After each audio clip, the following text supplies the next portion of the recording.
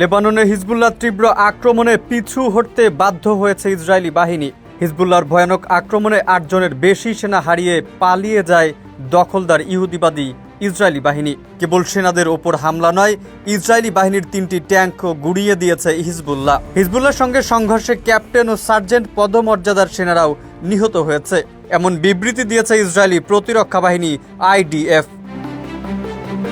ফিলিস্তিনের গাজা উপত্যকায় স্বাধীনতাকামী সংগঠন হামাসকে নির্মূলের নামে সামরিক অভিযান শুরু করেছিল ইসরায়েল। এরপর থেকেই দখলদার ইসরায়েলের ওপর রকেট যুদ্ধ শুরু করে লেবাননের সশস্ত্র গোষ্ঠী হিজবুল্লাহ। সময় গড়ানোর সঙ্গে সঙ্গে এই হামলা তীব্রতর হতে শুরু করলে ইসরায়েলও পাল্টা হামলা শুরু করে। দক্ষিণ লেবানন সীমান্তে পাল্টাপাল্টি হামলা তীব্র হতে শুরু করার পর পূর্ণ মাত্রায় যুদ্ধের আশঙ্কা বাড়তে থাকে। ইসরায়েলের বিমান হামলায় হিজবুল্লাহ প্রধান হাসান নাসরুল্লাহ সহ বেশ কয়েকজন শীর্ষ কমান্ডার নিহত হন। একমাত্র ওয়ালটন এসি দিচ্ছে 1 বছরের রিপ্লেসমেন্ট গ্যারান্টি।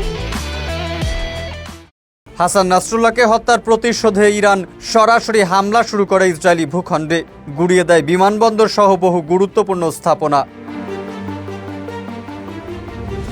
দীর্ঘ বছর ধরেই মধ্যপ্রাচ্যে দখলদারিত্ব হত্যা যজ্ঞ চালিয়ে আসছে ইসরায়েল। ফিলিস্তিনের সাধারণ মানুষকে হত্যা করা নিত্য নৈমিত্তিক ঘটনা হয়ে দাঁড়িয়েছে।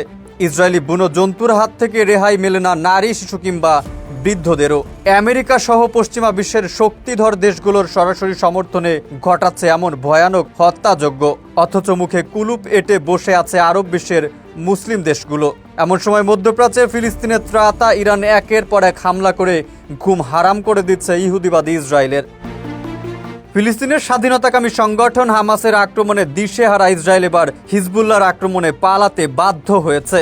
ইসরায়েলের নতুন করে 240টি রকেট ছুঁড়েছে হিজবুল্লাহ বলছে তারা তেল আবিবে অবস্থিত মোসাদ এবং একটি সেনা ইউনিটের সদর দপ্তর লক্ষ্য করে ফাঁদি 4 রকেট উৎক্ষেপণ করেছে।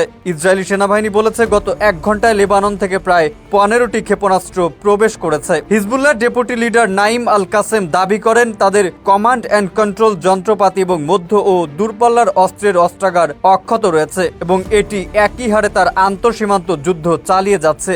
তিনি জানান স্থল আক্রমণের জন্য প্রস্তুত ছিলেন তারা, এই যুদ্ধে বিজয়ী হবেন তারা। মেহেদী হাসান, ইত্তেফাক ডেস্ক।